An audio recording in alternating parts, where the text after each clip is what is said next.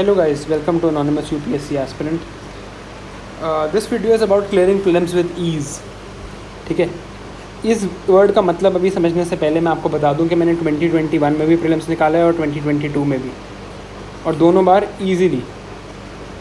ठीक है, मतलब 100+ स्कोर है. 2021 में तो 115 स्कोर है, 2022 का भी आया नहीं है.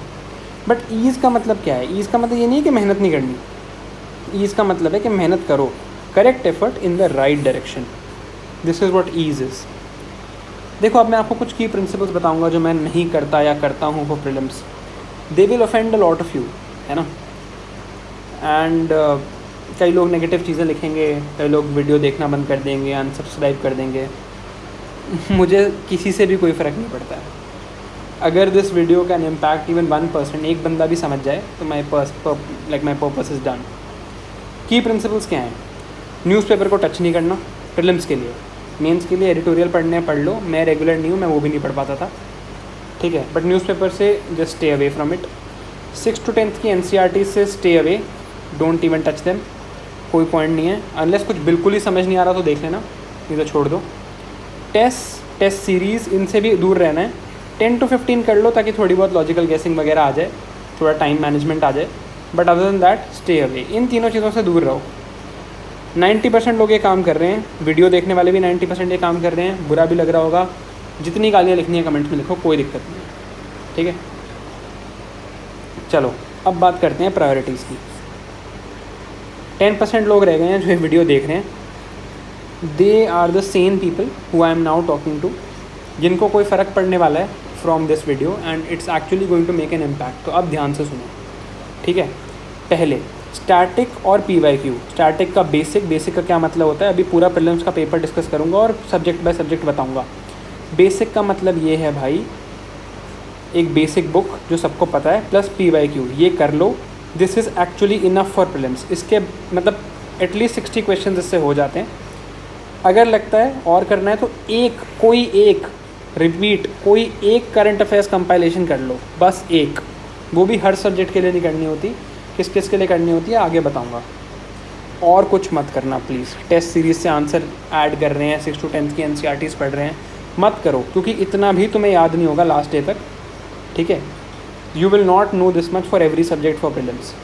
और इतना कर लिया, इसका 80% भी कर लिया तो भी काम चल जाएगा.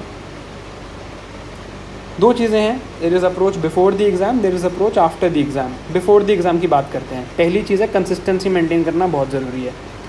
एक चीज़ आती है फॉरेस्ट ऐप.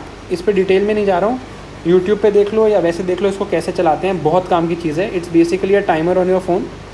ठीक है, इसको ऑन करोगे जब ऐसे फ़ोन पे, जब यू स्विच इट ऑन, अगर फ़ोन पे और कुछ करोगे उस टाइम पे तो टाइमर अपने आप रुक जाएगा. It's basically a study timer. ऐसी और भी ऐप्स आती हैं जैसे कि टाइड या फोकस, कोई भी यूज़ करो, बट ये ज़रूर यूज़ करके देखना, बहुत फ़ायदा होगा. ट्राई करो कि एक पॉजिटिव सर्कल ऑफ फ्रेंड्स या स्टडी ग्रुप मिल जाए. बट मैं ऑनेस्टली बता रहा हूँ, this is very difficult. Like almost impossible है ये कि आपको एक अच्छा स्टडी ग्रुप मिल गया है. If you are one of those people, you are very very lucky. ठीक है. Second thing, active recall and logical remembering. कुछ भी याद करना है ना, इन दोनों प्रिंसिपल्स को याद रखना. नोट्स बनाना और रटने में मैं विश्वास नहीं करता. एक्टिव रिकॉल में मैं याद करता हूँ. जैसे कि अभी याद करते हैं कि प्रेसिडेंट के इलेक्शन में कौन कौन वोट कर सकता है. अगर सही में इम्प्रूवमेंट चाहते हो तो वीडियो 1 सेकंड पॉज करके याद करने की कोशिश करो, चाहे कितने भी पहले पढ़ाओ. प्रेसिडेंट के इलेक्शन में नॉमिनेटेड मेंबर्स वोट नहीं करते. Why? Because India is a republic and nominated members do not represent the public directly. So they will not vote because president has to be elected by the public, because India is a republic. Confusing लग रहा होगा ये, but understand the meaning of these words तो समझ आ जाएगा. ठीक है, I am just explain नहीं कर रहा हूँ ये कंसेप्ट, बस बता रहा हूँ कि इस तरह से याद करना है. जो भी कंसेप्ट पढ़ना है एक्टिवली रिकॉल करना है. बार बार बुक पढ़ के कुछ नहीं होता, नोट्स बनाने से कुछ नहीं होता. अल्टीमेट पॉइंट क्या है, वहाँ याद होना चाहिए. तीसरा इम्पॉर्टेंट चीज़, डोंट इग्नोर एनी सब्जेक्ट. जैसे geography, IR, science and tech, environment, ignore मत करो. पता नहीं कब क्या आ जाए. इस बार IR इतना सादा है, हो सकता है अगले बार बिल्कुल ना आए, but you can't ignore it. फिर ये ज़्यादा इंपॉर्टेंट चीज़ मुझे लगती है, अप्रोच ड्यूरिंग एग्ज़ाम कैसे करोगे। देखो मैं क्या करता हूँ, मैं फ़र्स्ट 5 मिनट्स में कोई क्वेश्चन नहीं करता। फ़र्स्ट 5 मिनट्स में I just flip the paper. इससे क्या होता है कि शॉक अब्जॉर्ब हो जाता है। जैसे इस बार क्या शॉक था, only 1 correct, only 2 correct, only 3 correct, all 4 correct, ये शॉक था इस बार।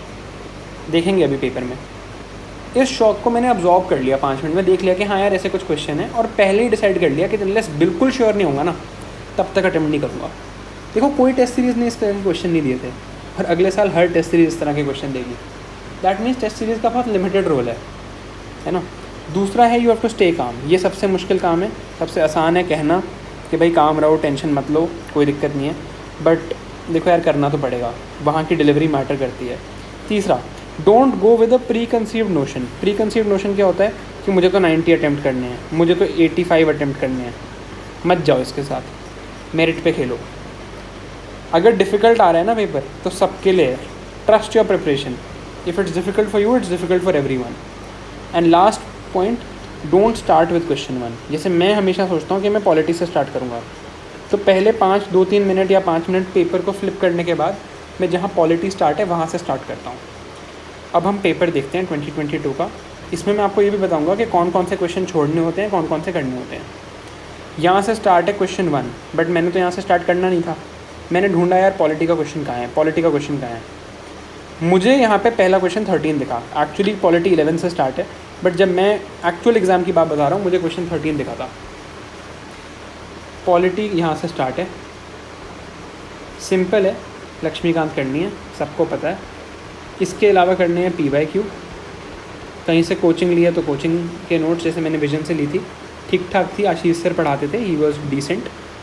एंड कुछ पॉलिटिकल कंसेप्ट्स आपको पता होने चाहिए जो PYQ से आ जाएंगे, जैसे कि लिबर्टी का मीनिंग क्या होता है, इस तरह की चीज़ें आपको पता होनी चाहिए। जैसे liberty means absence of restraint. ठीक है, ये कर लिया। अब हम क्वेश्चन बाय क्वेश्चन चलते हैं। जितने क्वेश्चन ईजी लगेंगे ना उनको मैं येलो हाईलाइटर से मार्क कर दूंगा। एंड में हम ईजी क्वेश्चंस काउंट कर लेंगे और कट ऑफ से रिलेट कर लेंगे। ये क्वेश्चन देखो, पहला 13th, ईजी कहूँगा मैं इसको, डायरेक्ट लक्ष्मीकांत है ये। ज़्यादा डिटेल में नहीं जा रहा, पढ़ना है तो पॉज करके पढ़ लेना। अगेन ईजी लक्ष्मीकांत, ये भी ईजी लक्ष्मीकांत, ये भी ईजी लक्ष्मीकांत। पढ़ना पूरी, लेकिन अब लक्ष्मीकांत ने भी ये मत करना कि 2-3 सब्जेक्ट छोड़ दिए, 2-3 टॉपिक छोड़ दिए। करनी है तो ढंग से करना। Easy Laxmikanth plus simple elimination. ठीक है, easy Laxmikanth plus simple elimination. अब देखो ये क्वेश्चन है, इसको मैं ईजी क्यों कह रहा हूँ, क्योंकि ये है लॉजिकल गेसिंग का क्वेश्चन। ठीक है, private and public hospitals must adopted. ये एक्चुअली इकॉनमी का क्वेश्चन है जो मृणाल सर के नोट्स में दिया हुआ है। तो लक्ष्मीकांत तो नहीं है ये, बट ईजी ज़रूर है। फर्स्ट स्टेटमेंट गलत है बाय द वे, सेकंड भी गलत है। ठीक है, आगे चलते हैं। Deputy speaker of Lok Sabha, again easy Laxmikanth. अब हम आ गए हैं ज्योग्राफी पे। इस पेपर में ना जनरली जैसे होता है कि सारे पॉलिटी के साथ में होते हैं, इस बार ऐसा नहीं है, कुछ आगे पीछे हैं। इस बार थोड़ा सा डिफरेंट पेपर बना है। ज्योग्राफी पे आते हैं। ज्योग्राफी पे मेरा सोर्स सिंपल है। यहाँ इकलौती जगह है जहाँ मैं NCERT पे रिलाई करता हूँ। NCERT पढ़ लो 11th और 12th की, साथ में पढ़ लो GC लियोंग।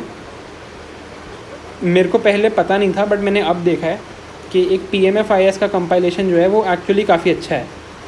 तो अगर कोई नया स्टार्ट आउट कर रहा है तो इसको देख सकता है यार। मैंने अब देखा है, मुझे पहले पता ही नहीं था कि एग्जिस्ट करता है। बट ये 11th-12th NCERT और GC लियोंग से भी काम चल जाएगा। थोड़ा सा एक्स्ट्रा रिसर्च करना पड़ेगा PYQs देख के, जैसे मानसून ज़्यादा है तो उस पर डिटेल कर लिया। मैंने इस एक्स्ट्रा रिसर्च के लिए ही अपने विजन IAS के नोट पढ़े थे, जिससे वो एक्स्ट्रा चीज़ें जो NCERT में नहीं है वो आ जाती हैं हमें। ठीक है, अब अगर हम इन क्वेश्चंस को देखें तो इसमें एक और चीज़, एक और चीज़ मैं आपको यहाँ पे कहूँगा कि जो PTC 65 होता है एनवायरनमेंट का, उसमें भी ज्योग्राफी के काफ़ी कंसेप्ट दिए होते हैं। तो ये 3 चीज़ें आपने करनी है। ठीक है, and obviously there is one more component which is mapping. Mapping India की भी, वर्ल्ड की भी। कोई एक एटलस से कर सकते हो या ऑनलाइन कोर्स देख लो, बट ये इंपॉर्टेंट है। मैपिंग से कई क्वेश्चन होते हैं, हर साल बहुत क्वेश्चन आते हैं, इस बार तो स्पेशली बहुत क्वेश्चन है। ज्योग्राफी थोड़ा एक्सपैंडेड सब्जेक्ट है, but again it is another ignored subject. तो यहाँ एज लेने का स्कोप बहुत ज़्यादा है। ठीक है, अब क्वेश्चंस देखते हैं। ये सिंपल क्वेश्चन है बहुत, अगर एनवायरनमेंट के बेसिक्स आते हैं। एनवायरनमेंट का क्वेश्चन है, not exactly geography. Again environment का क्वेश्चन है एंड सिंपल है। ठीक है, अब ये देखो, हाँ this is a current affairs question. ठीक है, और मुझे ये नहीं आता था तो मैंने छोड़ दिया। This is the kind of question you leave. Why? Because मुझे बिल्कुल आइडिया नहीं है, मैं कोई एलिमिनेट नहीं कर सकता, कुछ नहीं कर सकता। Same for this, again I left this because मुझे कोई आइडिया ही नहीं है इसका। मे बी NCERT में दिया हो बट मेरे को वहाँ याद नहीं आया। ठीक है, एग्ज़ाम हॉल का एग्जैक्ट सिनेरियो बता रहा हूँ। इन क्वेश्चंस को छोड़ो, जो वन वर्ड आंसर है ना जिसमें, और तुम्हें नहीं आता, तो it's better to leave. Unless, हाँ मतलब एलिमिनेशन का ऐसा है कि अगर यू आर डाउन टू 50-50 तो तुम्हें डेफिनेटली मार्क करना ही है, चाहे कुछ भी हो। If you are down to like 1 out of 3 then it depends on the question. And अगर एक भी एलिमिनेट नहीं कर पा रहे हो बट इंट्यूशन आ रही है ना, ये बहुत बार होता है, अंदर से लगता है यार ये सही है, तो प्लीज़ इस इंट्यूशन पे एक्ट मत करना, ये जनरली गलत होती है। जब एलिमिनेट कर पाओ, जब आता हो, सिर्फ नॉलेज पे एक्ट करना, इंट्यूशन पे नहीं। ये देखो, ये मैपिंग का क्वेश्चन है और इजी क्वेश्चन है, इसको कर सकते हैं। लेवांट, आइसिल भी अगर एक बार भी सुना होगा, आइसिस या आइसिल, तो भी पता होगा इसका आंसर। मैपिंग कह लो, IR कह लो, but it is an easy question. अब ये IR आ गया है यहाँ पे, इसको भी मैं इजी कहूँगा क्योंकि बहुत न्यूज़ में था। मैपिंग भी है और IR भी है। IR के लिए जो मैं सोर्स फॉलो करता हूँ वो है PT 365। हर साल का बस यही पढ़ के जाता हूँ और कुछ नहीं पढ़ता। एक और काम करता हूँ कि ऑर्गेनाइजेशंस के मैंने कुछ फॉर्मूले बना रखे हैं, जैसे कि गल्फ कोऑपरेशन काउंसिल, इसके मेंबर्स कौन कौन से हैं। US में बीफ क्यों ओके है। आई नो बड़ा स्टूपिड है बट इससे याद हो जाता है। जैसे ये सऊदी अरेबिया है, ये बहरीन है, ये कतार है, ये ओमान है, ये कुवैत है।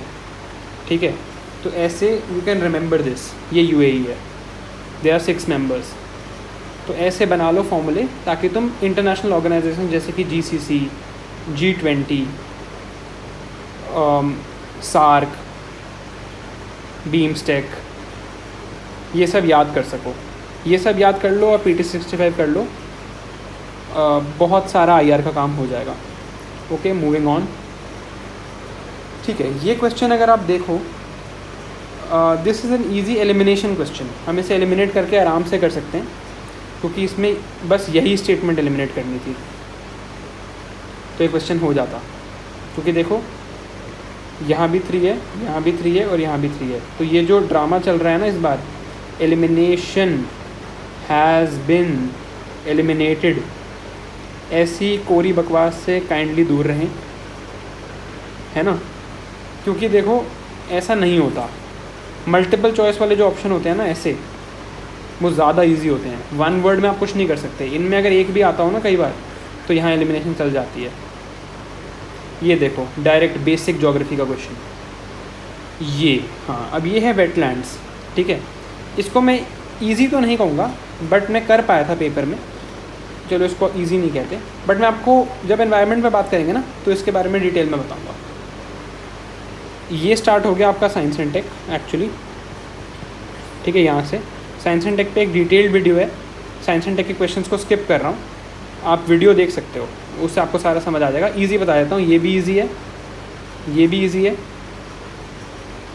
ये थोड़ा सा टफ मैं कह सकता हूँ, हाँ मतलब, बट 34th भी थोड़ा टफ है because it was not given anywhere. अब नहीं पता है इस बारे में तो छोड़ दो। यू कैन डू इट अगर आपका साइंस बैकग्राउंड है कि मिसाइल को स्टेबल ऑर्बिट में कोई क्यों ही डालेगा, ये ऑप्शन एलिमिनेट हो गया ऐसे करके, बट छोड़ो, it's tough, it's fine. Qubit, quantum bit, नाम से ही पता चल रहा है यार। Easy question, easy question, previous year question से रिपीट किया हुआ है। प्रीवियस ईयर करे होंगे तो हो जाएगा। ठीक है, बायोफिल्म्स, इजी क्वेश्चन, बस पता होना चाहिए बायोफिल्म का मीनिंग। और बेसिक्स आते हो, अगेन साइंस एंड टेक की वीडियो देख लेना, बेसिक्स आते हो तो कर लोगे। ठीक है, प्रोबायोटिक्स, बस अगर प्रोबायोटिक वर्ड का मीनिंग पता है ना तो ये क्वेश्चन बहुत ईजी है।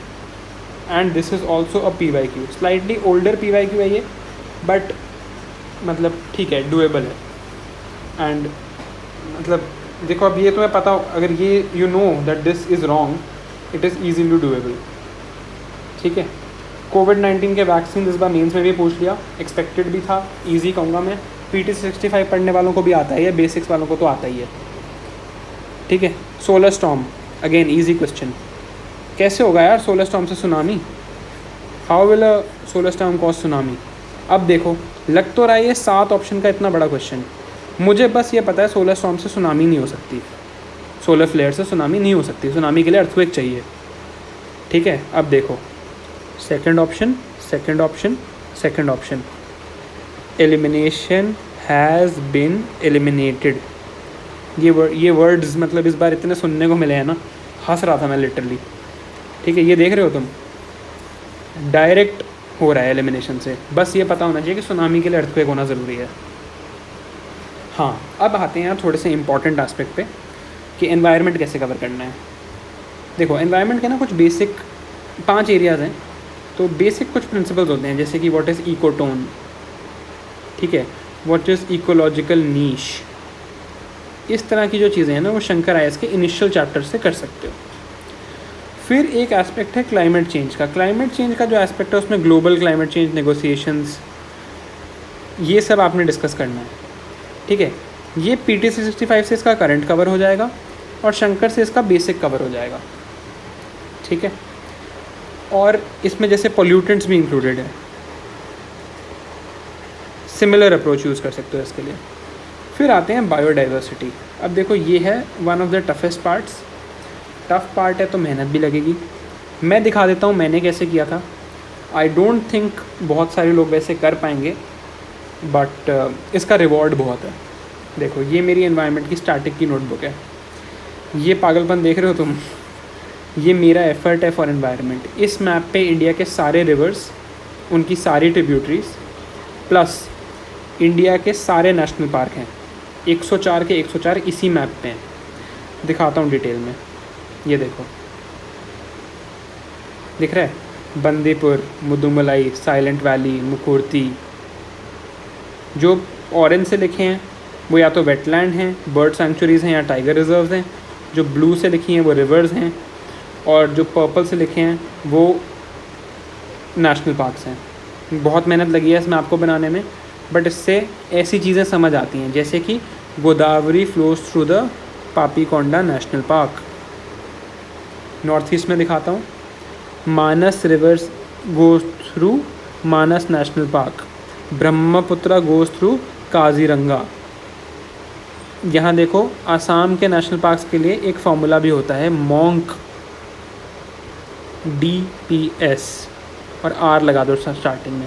रायमोना, मानस, ओरांग, नामेरी, काजीरंगा, दिब्रू सैखोवा, दिहिंग पटकाई, ठीक है। तो ये काम आप देख सकते हो, सारे नेशनल पार्क वगैरह इसमें मांग रहे हैं ये काम, और इसमें ग्रीन से ये भी लिखा हुआ है कि कहाँ पे क्या स्पीशीज़ मिलते हैं। ये टफ़ काम है यार, बट इससे हेल्प बहुत होती है। स्पीशीज़ का और दिखाता हूँ। यहाँ पे जैसे इंडिया के सारे स्पीशीज़ जो इम्पोर्टेंट हैं, जो PT65 में मेंशन्ड होते हैं, वो कहाँ कहाँ मिलते हैं। जैसे हिमालयन क्वेल यहाँ मिलता है, और यहाँ मैंने एक की बना रखी है कि अगर ब्लू से लिखा है तो it is critically endangered, red से लिखा है तो एंडेंजर्ड, ग्रीन से लिखा है तो वल्नरेबल, और पिंक से लिखा है तो लीस्ट कंसर्न्ड। तो अब ऐसे करके मैंने बना लिया। इसमें ना, हाँ, जो स्टेट एनिमल्स हैं ना, वो थोड़े से डिटेल में करना। जैसे रेड पांडा पहले पूछ चुका है, वो स्टेट एनिमल है सिक्किम का, और यहाँ रेड से लिखा है मतलब इट इज़ एंडेंजर्ड। ये मैप मैंने बनाया था, एंड हाँ, इसमें एफर्ट लगता है, ऐसे कुछ मैप्स बन जाएंगे आपके। उसके बाद ये क्या है, ये इंडिया के सारे रामसर साइट्स हैं, 37 इसमें है, कुछ नए ऐड हुए थे, वो मैंने PT65 से पढ़ लिए थे इस बार। अब वो याद है पिछले क्वेश्चन था कि हुकेरा वेटलैंड, जिसमें था वो 1 ओनली 2 ओनली, कितने पेयर्स करेक्ट हैं, वैसा ही था। बट मैंने कहा था कि ईजी है, क्योंकि ईजी नहीं कहूँगा मैं, बट हाँ, ये एफ़र्ट किया था तो इससे डायरेक्ट फ़ायदा मिला। याद किए थे कि सारे कहाँ पे हैं। टाइम लगता है इन चीज़ों में, बट इससे फ़ायदा होता है। दूसरी चीज़ एनवायरनमेंट में PT65 पढ़नी होती है, जो मैं अभी आपको दिखा रहा था। इसमें क्या है कि जैसे अब मान लो ये टॉपिक आया, ग्रीन हाउस गैस बुलेटिन आ गया, या ग्लोबल मीथेन असेसमेंट आ गया, फिर इसमें कहीं पे शॉर्ट लिव्ड क्लाइमेट पोल्यूटेंट्स की बात कर दी।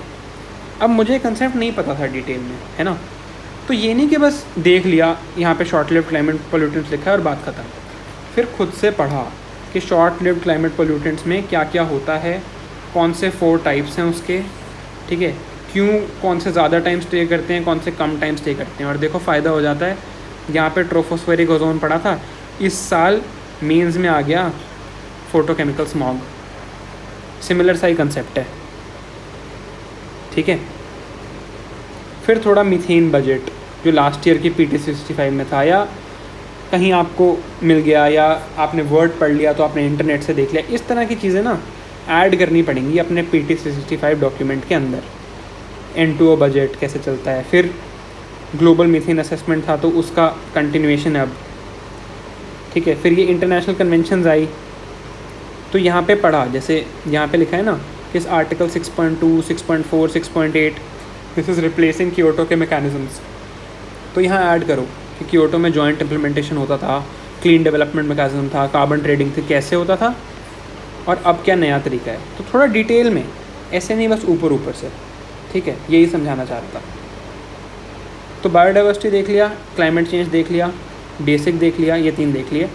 इंडियन लॉज, कुछ इंडियन लॉज जैसे कि वाइल्ड लाइफ प्रोटेक्शन एक्ट, ये सब पूछते हैं, वही शंकर और PT 65 से हो जाएगा। और इंटरनेशनल कन्वेंशंस, इसको यार अगर एक जगह ऑर्डर में लिख लो तो बहुत सही रहता है, क्योंकि फिर एक बेसिक फ्रेमवर्क बन जाता है, उसके बाद करंट अफेयर्स पढ़ सकते हो। इसका भी एग्जांपल दिखाता हूँ, ये देखो, ये मेरी इंटरनेशनल ऑर्गेनाइजेशंस एक ऑर्डर में लिखी हुई हैं कि पहले स्टॉकहोम हुआ था, ये स्टॉकहोम में चेंजेस आए थे, फिर उसके बाद नायरोबी समिट हुआ, फिर कंसेप्ट ऑफ सस्टेनेबल डेवलपमेंट हुआ, फिर रियो समिट हुआ, इस तरह से आगे भी बना रखे हैं हर उसके, ठीक है। तो ये एक बेसिक फ्रेमवर्क बन गया, ठीक है। एनवायरनमेंट थोड़ी मेहनत डिमांड तो करेगा, बट नंबर देता है ये, क्योंकि और कोई इग्नोर कर रहे हैं ना लोग इसको, तो बाकी जगह सिली मिस्टेक भी कर दोगे तो भी एनवायरनमेंट में काम चल जाएगा। Moving on to the questions, climate action tracker easy है क्योंकि PT 65 में है या फिर शंकर में किसी एक जगह ज़रूर है। अब ये देखो, ये एक परफेक्ट एग्जांपल है कि PYQ प्लस एलिमिनेशन कैसे किसी टफ क्वेश्चन को भी आसान बनाते हैं। याद रखो वो शब्द, एलिमिनेशन हैज़ बीन एलिमिनेटेड। ये ना एक प्रीवियस ईयर क्वेश्चन के एक ऑप्शन में था, अंडर 2 कोएलिशन। ये एक्चुअली पता है क्या है, ये ना सब नेशनल गवर्नमेंट्स का, मतलब जैसे म्यूनिसिपल कॉरपोरेशंस का या स्टेट गवर्नमेंट्स का कोएलिशन है for keeping the climate change under control and the global temperature under 2 degree centigrade, ठीक है। मुझे बस ये पता था कि इसका secretariat IEA, international energy agency तो नहीं है। 5 हटाओ, 5 हटाओ, 5 हटाओ, बाकी ऑप्शन पढ़ो भी मत, क्योंकि एलिमिनेशन स्टिल वर्क्स, ठीक है। ये क्वेश्चन ईजी कहूँगा, ये क्वेश्चन टफ है यार, ये थोड़ी मेडिसिन की नॉलेज रिक्वायर करता है तो इसको मार्क नहीं करते। बट देखो, हमें सीखना यहाँ से है कि वेटलैंड्स आर इम्पॉर्टेंट। पीछे भी एक वेटलैंड पे क्वेश्चन था और यहाँ पे भी वेटलैंड पे क्वेश्चन है, तो this means wetlands are very important. Air quality guidelines है ना, ईजी कहूँगा मैं इसको। क्यों कहूँगा ईजी? ऑप्शन टफ हैं, बट इस बार के मेंस 2021 में ये क्वेश्चन पूछा था, ये मेंस दिया था मैंने, और मुझे उस मेंस में नहीं आता था ये, लेकिन मैंने वहाँ पढ़ लिया। तो एटलीस्ट 2-3 साल के मेंस के पेपर और 10 साल के प्रीलिम्स के पेपर देख के जाओ, ठीक है। वहाँ अगर आपने ये पढ़ा है तो आपको ये आएगा। गुची, अब इस पे बड़ा ड्रामा हो गया यार, लोगों ने मीम्स बना दिए इस क्वेश्चन पे। मैं इजी तो नहीं कहूँगा और ना ही मेरे को आता था ये, ठीक है। पॉलीथीन टेरेफ्थालेट, ठीक है, again it is also slightly tough question, but अगर आप देखो तो ये वैसे मृणाल सर के नोट से हो सकता है, बट चलो I won't mark it. Simplest question, मासीर इतनी बार पूछ चुके हैं पहले, ये फिश होती है ना। तो आपको ये लो हैंगिंग फ्रूट्स ढूंढने हैं जो इजी क्वेश्चन होते हैं।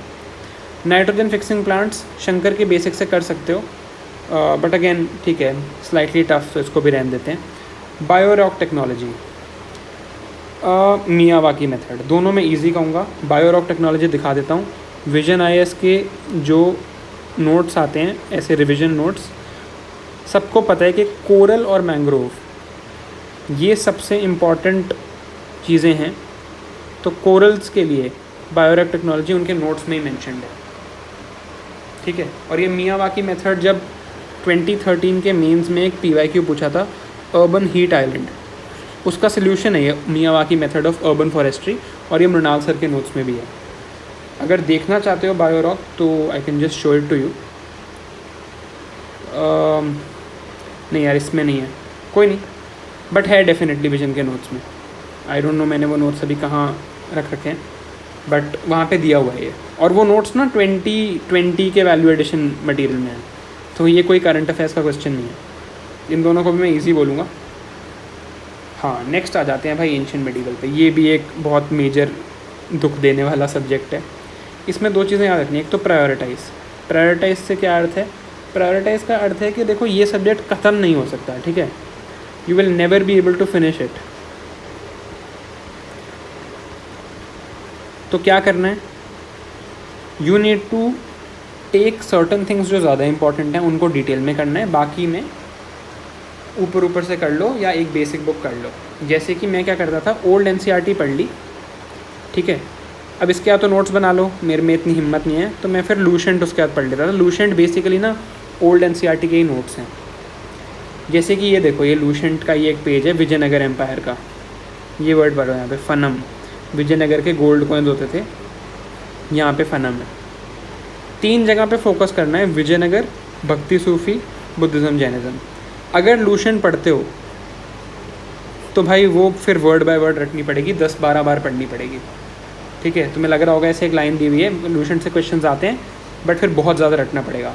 ये जो 3 फोकस एरियाज़ हैं, इनमें ट्राई करो कि डिटेल में पढ़ो, 2-3 सब्जेक्ट से पढ़ो, 2-3 सोर्सेज से पढ़ो, ताकि होलिस्टिक एरिया बने, होलिस्टिक कवरेज बने। और बाकी अपना ओल्ड NCERT वगैरह पढ़ ली, बात ख़त्म। मॉडर्न के लिए सबको पता ही है कि स्पेक्ट्रम एक ही बुक है, वही चाटनी है बार बार, जितना रट सको उसको रट लो। यहाँ पे एक एग्जांपल देता हूँ अपने एंशिएंट मेडिवल नोट्स का। तो ये देखो, ये विजयनगर पढ़ रखा है, ये NCERT का डायग्राम है, न्यू NCERT का।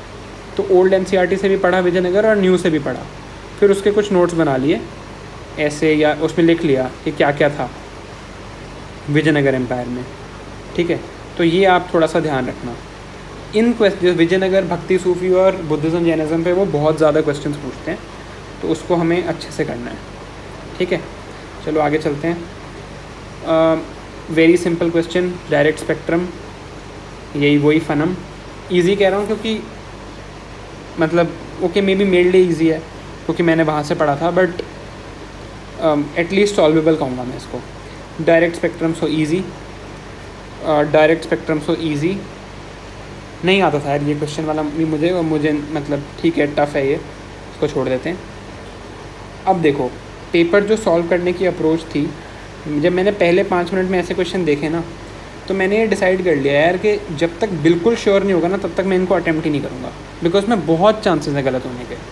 तो ठीक है, छोड़ दिया, लेफ्ट दिस। ये डायरेक्टली लूसेंट से है, हो सकता है लूसेंट से, और ओल्ड NCERT पढ़िए तो पक्का ही हो जाएगा।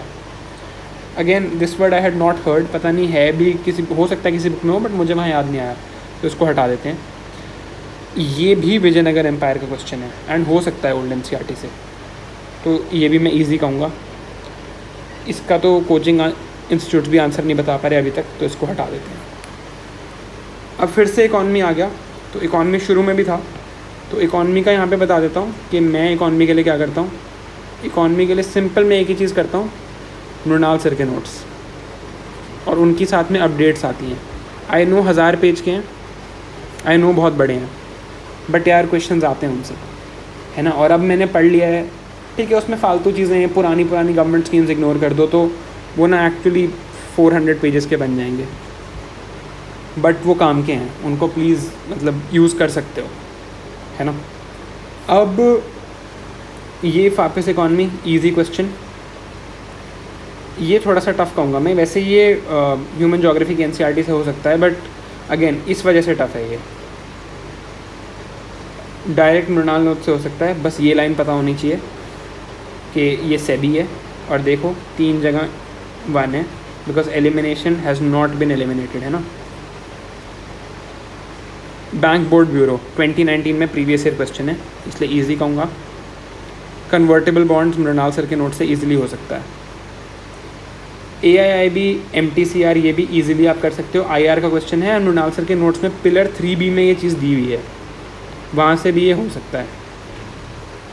ठीक है, ये देखो 5 स्टेटमेंट वाला क्वेश्चन, बस एक स्टेटमेंट पता होनी चाहिए, Vietnam is led by multi party political system. अगर वर्ल्ड हिस्ट्री पढ़ी हुई है एक बार भी, और हो ची मिन सिटी और ये Viet Cong guerrillas, Tet offensive, Vietnam war पता है, तो पता होगा कि वहाँ पे कम्युनिस्ट गवर्नमेंट है। ये गलत हो गया, ये गलत हो गया। अब आप इस क्वेश्चन को ईजिली कर सकते हो क्योंकि ये फैक्ट है और ये सबको पता होता है, तो उससे इसका ये आंसर आ रहा है। तो एलिमिनेशन एंड लॉजिक वर्क्स है ना। अगेन ईजी क्वेश्चन, मतलब I think one of the easiest question, पढ़ते ही समझ आ जाना चाहिए। अगेन NFTs आ गया, तो ये तो साइंस एंड टेक है, साइंस एंड टेक की वीडियो देख लो, क्वेश्चन ईजी है। ठीक है, बस NFT का मतलब पता होना चाहिए। ये वो वाला क्वेश्चन है जो मैंने पहले सोच लिया था कि मैं अटैम्प्ट नहीं करूँगा, तो इसमें अगर मुझे 2 पता भी थे मैंने तो भी अटैम्प्ट नहीं किया। ठीक है, ये थोड़ा सा टफ क्वेश्चन है, बट मतलब थोड़ा लॉजिक लगा के पता चल सकता है कि लेबर ब्यूरो है, बट अगर मैं सच बताऊँ तो मेरे से नहीं हुआ था ये पेपर में, मैं गलत करके आया उसको। तो ठीक है, ईजी तो कैसे ही बोलूँ मैं, ये भी मुझे नहीं आता था यार, और ये भी मैं गलत कर दिया मैंने पेपर में, क्योंकि थोड़ा तो मैं रिस्क लेता हूँ, बट ठीक है, ईजी तो नहीं है। 5th schedule easy, Laxmikant. ठीक है, इंडियन सैनिटेशन कोएलिशन, और ये क्वेश्चन भी थोड़ा सा, मतलब आप देखो मृणाल नोट्स में है, बट ये ना sort of its like peripheral topic है, इतना डिटेल में नहीं पढ़ते, तो इसको भी ईजी नहीं कहता। ठीक है, ये बहुत ईजी क्वेश्चन है। UN Credentials Committee, this is not an easy question. I knew this because I have an interest in IR, मैंने बहुत डिटेल में IR पढ़ा है पहले, बट ये ठीक है, ये I won't say this is an easy question. Polar Code, again this is one of those things जो अगर पता हो कि शिपिंग से रिलेटेड है आप तभी कर सकते हो, एंड ठीक है, so definitely not easy. But अब इसके लिए you can't read the newspaper ना, ये छोटी छोटी चीज़ों के लिए नहीं आता तो नहीं आता। UNGA, ये इजी क्वेश्चन है। ठीक है, ये कर सकते हो, ये पता होना चाहिए, UN is anyway important. T board as it is PYQ है, ये एज इट इज़, ये ऑप्शन ना मतलब वर्ड भी चेंज नहीं किए हैं, ये शायद एक वर्ड चेंज किया है ऐसे करके, मतलब डायरेक्ट प्रीवियस ईयर से आता था मुझे ये। ग्रीन वॉशिंग, ये टर्म चलो मैं इजी तो नहीं कहता, बट वैसे I had heard this term before because like I knew what sports washing is, because I am really interested in sports, तो वहाँ से मैंने ये क्वेश्चन किया। बट ठीक है, ये फ्रीक एक्सीडेंट है, तो इसके पीछे अब चेज़ मत करना, जो इजी क्वेश्चन है पहले वो हिट करना। ज्योग्राफी इजी क्वेश्चन, नहीं आता था, बहुत डिटेल का IR है, छोड़ दो। थोड़े से लॉजिक से हो सकता है। ऑर्गेनाइजेशन ऑफ टर्किक स्टेट्स, अगर आपको मैपिंग आती है ना, तो आपको पता चल जाएगा कि Croatia Romania have nothing to do with the Turkic region. इनको एलिमिनेट करो, ऑप्शन आंसर आ रहा है, and these are anyway also not Muslim countries. तो थोड़ा रिस्क लेके जहाँ 1-2 क्वेश्चन गलत होते हैं तो कुछ सही भी होते हैं, है ना। तो ये बात देखने वाली है, बट ठीक है, आई वुड नॉट से कि ये बहुत ईजी क्वेश्चन है, थोड़ा सा यहाँ पे दिक्कत आ सकती है एलिमिनेशन वगैरह में, तो इजी तो नहीं कहते, बट हाँ एक रिस्क ले सकते हो वहाँ पे, you know it made sense to attempt this question, and इसलिए मैंने कर दिया। ये ठीक है, शायद करंट अफेयर्स में था, बट मुझे नहीं आता था, सो आई विल नॉट से दिस इज़ ईजी। ये रिपीट है यार, हर साल रिपीट होता है, हर साल। कभी वो इंटरनेशनल सीबेड अथॉरिटी पूछ लेते हैं, कभी UN क्लॉज पूछ लेते हैं। अगर आपको पता है तो मतलब आपने एक बार भी डिटेल में पढ़ा है प्रीवियस ईयर से, तो इजी क्वेश्चन है।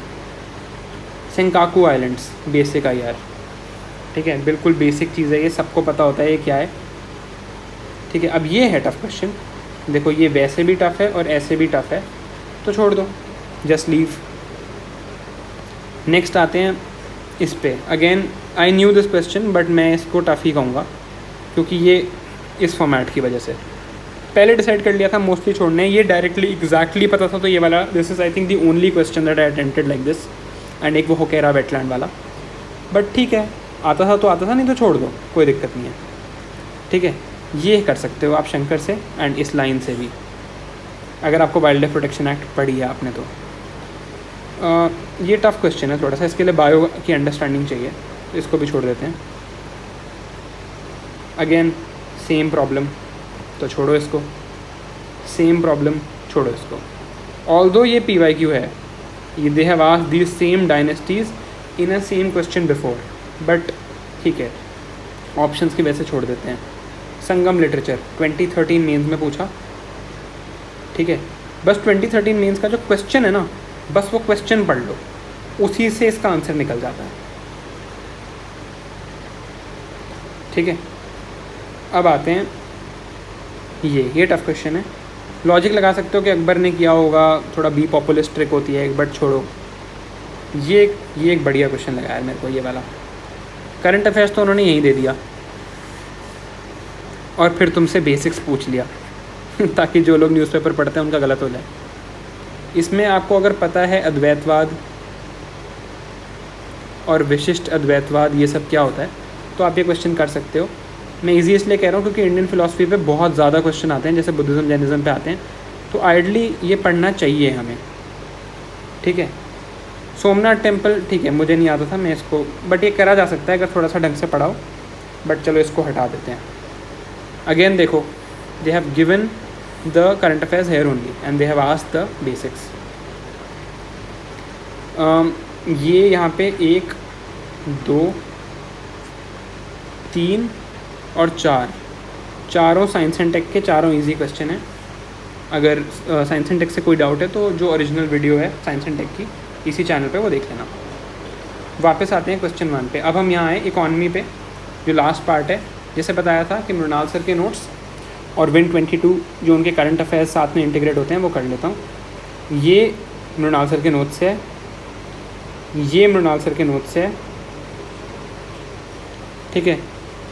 ये मृणाल सर के नोट्स है, ये नहीं है, इसको हटा देते हैं। अब जब काउंट करेंगे तो number of easy questions count करते चलेंगे, ठीक है। 3 हो गए। यहाँ पे आते हैं इन्फ्लेशन इंडेक्स बॉन्ड्स। मैं कहूँगा again easy question because Mrinal sir के नोट्स में, ठीक है। ये थोड़ा सा ट्रिकी है तो इसको हटा देते हैं, ठीक है। रियल सेक्टर बिल्कुल बेसिक इकोनॉमिक्स है, easy question. Indirect transfer pricing का एक कंसेप्ट होता है, ये भी मृणाल सर के नोट से हो सकता है। तो 3 और क्वेश्चन हो गए हमारे easy. We have reach 6।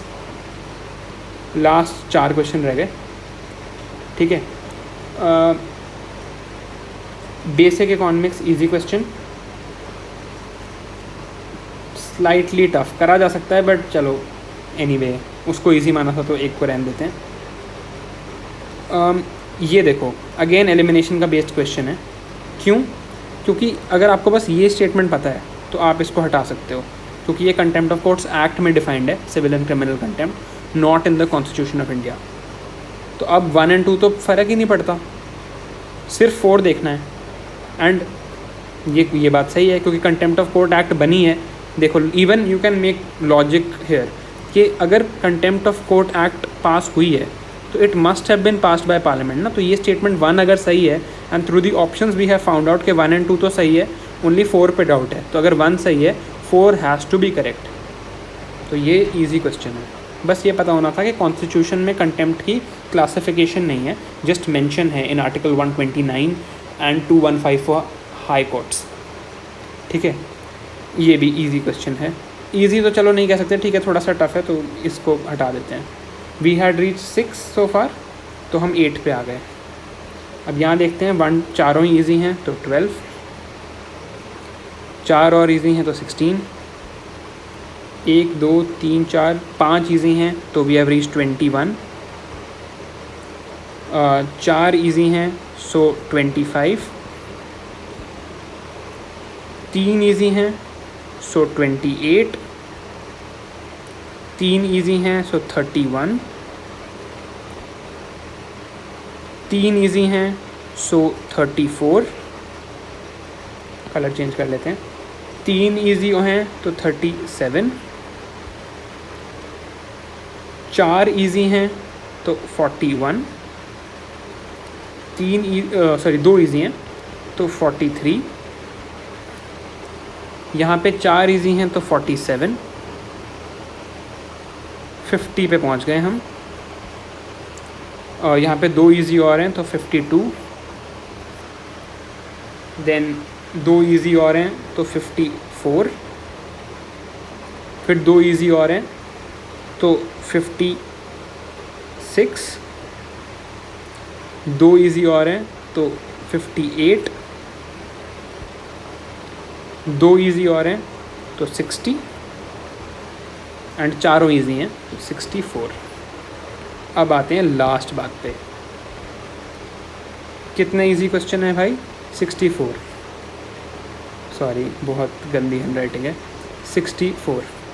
But यहाँ पे एक इम्पॉर्टेंट फैक्ट है, इम्पॉर्टेंट फैक्ट ये है यार कि ईजी ये क्वेश्चंस तब हैं जब हमने सारे सब्जेक्ट्स पढ़ रखे हों, जब हमने IR भी पढ़ रखा हो, जब हमने साइंस एंड टेक भी पढ़ रखा हो, तब ये क्वेश्चंस ईजी हैं, है ना? Not when we have just done वो 4 पॉलिटी, इकोनॉमी, ज्योग्राफी और मॉडर्न हिस्ट्री, इन 4 के बेसिस पे अगर आप प्रीलिम्स देने चले गए, then your number is not 64, then it is significantly different. But yes, you have done all the subjects, आपने IR भी कवर किया है, आपने साइंस एंड टेक भी कवर किया है, आपने आर्ट एंड कल्चर भी कवर किया है, आपने एनवायरनमेंट भी कवर किया है, then 64 question are easy. Easy में भी मैं नहीं कह रहा 100% करो, 80% कर लो, 80% will come out to be around 51, 52, तो 51 मान लेते हैं। This gives how many? 102 marks. अब क्या बचा? 64 थे, बाकी 36 बचे, जिनमें हम थोड़ी लॉजिकल गेसिंग कुछ थोड़ा बहुत करेंगे। बस इनसे ये कर लो कि नेगेटिव जो है ना वो ऑफसेट हो जाए, और थोड़ी बहुत हो भी जाए तो कोई नहीं, बिकॉज 95 तक तो मुझे लगता है इस बार आराम से क्लियर हुआ होगा लोगों का, ठीक है? एंड आइडली 102 से ज़्यादा आने चाहिए, बिकॉज 80% तो मिनिमम मैं मान रहा हूँ, 51 तो 102 तो आएंगे ही। बाकी जो ईजी क्वेश्चन हैं उनसे you should ideally gain some marks more. तो जो मार्क्स हैं, अगर आप वेल रेड हो, it can be around 105 to 110, which is more than enough to clear. But ये कब है? When we don't ignore these subjects, ठीक है? That is it for this video. एक चीज़ बस लास्ट में बताना चाहता हूँ कि no more videos on prelims for now. अब मेरा HCS मेंस है, और that is on 29th and 30th October.